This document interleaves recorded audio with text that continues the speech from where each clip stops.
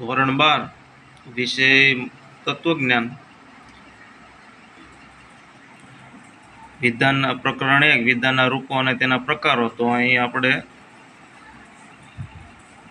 પહેલું જે આપણે નિષેધનું સ્વરૂપ, તાર્કિક કારકનું સ્વરૂપ અથવા તો એનું લક્ષણ, બરોબર, એ આપણે વિગતે ચર્ચા કરી. હવે આપણે સમુચ્ચય, બીજો મુદ્દો છે સમુચ્ચય.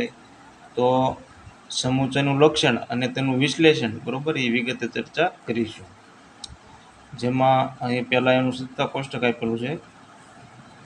સત્યતા કોષ્ટક એટલે કે એક પ્રકારના એના નિયમ જોવા મળે છે અને એના આધારે આગળ તમે સત્યતા કોષ્ટક શીખી શકો, બરોબર. અહીં ઘટકરૂપ વિધાનો અને એનું સત્યતા મૂલ્ય. તો અહીં ઘટકરૂપ બે વિધાન છે. પહેલું વિધાન પી અને બીજું વિધાન ક્યુ.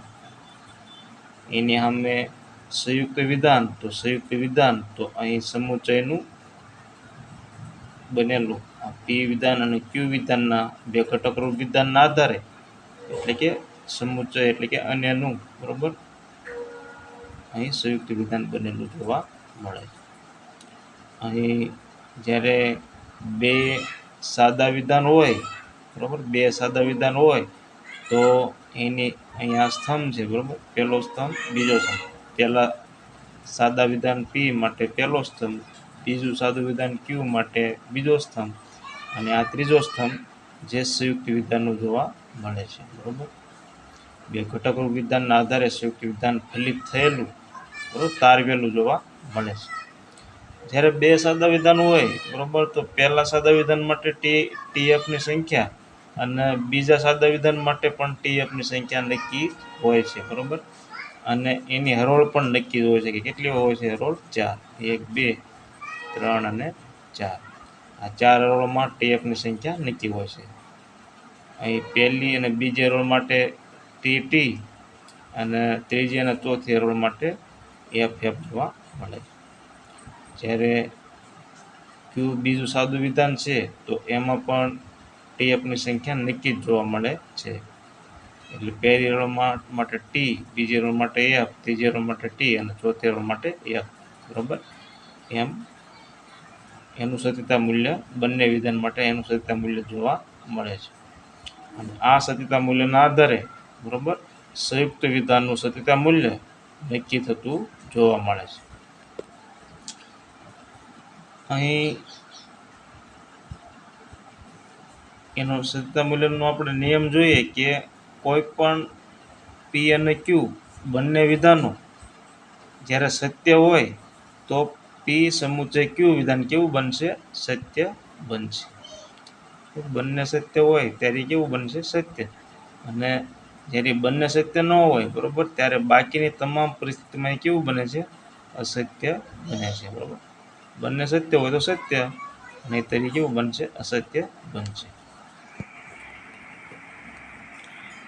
આગળ આપણે જોઈએ તો સમુચ્ચયના લક્ષ્યની રજૂઆત કરતા ઉપરના સત્યતા કોષ્ટકનું નિરીક્ષણ કરતા સમુચ્ચયના તાર્કિક સ્વરૂપ અંગેના નીચેના મુદ્દાઓ સ્પષ્ટ થાય છે. તો નીચેના મુદ્દા કેટલા છે?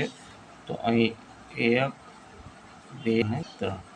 જેમાં પહેલો મુદ્દો જોઈએ તો સમુચ્ચય દ્વિમુખી કારક છે. સમુચ્ચય કેવું છે? દ્વિમુખી કારક છે. કારણ કે સમુચ્ચયનું ક્ષેત્ર એની ડાબી અને જમણી બંને બાજુએ હોય છે.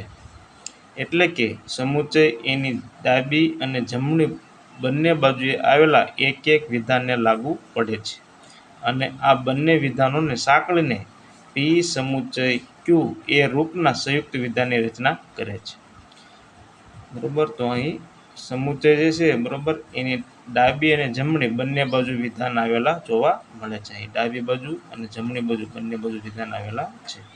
પી સમુચ્ચય ક્યુ રૂપમાં પી એ સમુચ્ચયની ડાબી બાજુના ક્ષેત્રમાં આવતા વિધાનનું સ્થાન સૂચવે છે અને ક્યુ એ સમુચ્ચયની જમણી બાજુના ક્ષેત્રમાં આવતા વિધાનનું સ્થાન સૂચવે છે, બરોબર. તો કોઈ એવો પણ પ્રશ્ન પૂછાય કે સમુચ્ચય છે, બરોબર, તો એની ડાબી બાજુ કયું વિધાન આવે અને જમણી બાજુ કયું વિધાન આવે, બરોબર. તો એવો પણ પ્રશ્ન પૂછાઈ શકે છે.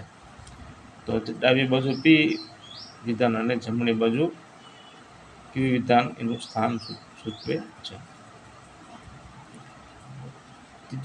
બીજો મુદ્દો છે સમુચ્ચય સત્યતા ફળલક્ષી કારક છે, કારણ કે સમુચ્ચય એ સત્યતા ફળલક્ષી સંયુક્ત વિધાનની રચના કરે છે કે જેનું સત્યતા મૂલ્ય એના ઘટકરૂપ વિધાનોના સત્યતા મૂલ્યને આધારે જ નક્કી થાય છે. બરાબર, એના ઘટકરૂપ વિધાનોના સત્યતા મૂલ્યને આધારે નક્કી થાય. એનો મતલબ એવો કે અહીં બંને ઘટકરૂપ વિધાન છે, બરાબર, એનું સત્યતા મૂલ્ય જે છે, બરાબર, એના આધારે સમુચ્ચયનું એટલે કે સમુચ્ચય સંયુક્ત વિધાનનું સત્યતા મૂલ્ય નક્કી થતું જોવા મળે છે.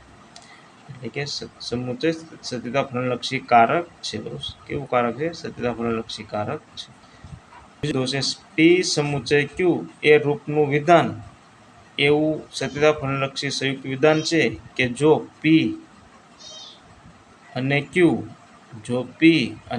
ક્યુ એ બંને સત્ય હોય તો પી અને ક્યુ કેવા હોય છે? સત્ય હોય છે. પી અને બંને સત્ય હોય તો અને તો જ સત્ય હોય છે. તો અને તો જ સત્ય હોય એનો મતલબ એવો કે અહીં પી સમુચ્ચય ક્યુ વિધાન કેવું હોય છે? સત્ય. બરોબર, કેવું હોય છે? સત્ય હોય છે. પી અને ક્યુ બંને સત્ય હોય તો કેવું વિધાન બને છે? પી સમુચ્ચય ક્યુ કેવું હોય છે? સત્ય હોય છે. તો આ સત્ય હોય છે. અને નહીં તો એ કેવું હોય છે? અસત્ય હોય છે. તો અહીં આપણે જોયું કે નહીં તો એની સિવાયની જે સ્થિતિઓ બધી છે, પરિસ્થિતિઓ છે, તો બધી કેવી જોવા મળે છે? અસત્ય જોવા મળે છે. બરાબર, અહીં આગળ આપણે જોઈએ તો પી સમુચ્ચય ક્યુ એ રૂપમાં રજૂ થયેલા સંયુક્ત વિધાનને સમુચ્ચય કહે છે. આ રૂપમાં જે રજૂ થયેલું વિધાન હોય એને શું કહે છે? સમુચ્ચય કહે છે. સમુચ્ચયમાં સમાવેશ પામતા બે વિધાનોમાંના પ્રત્યેકને સમુચિત કહે છે.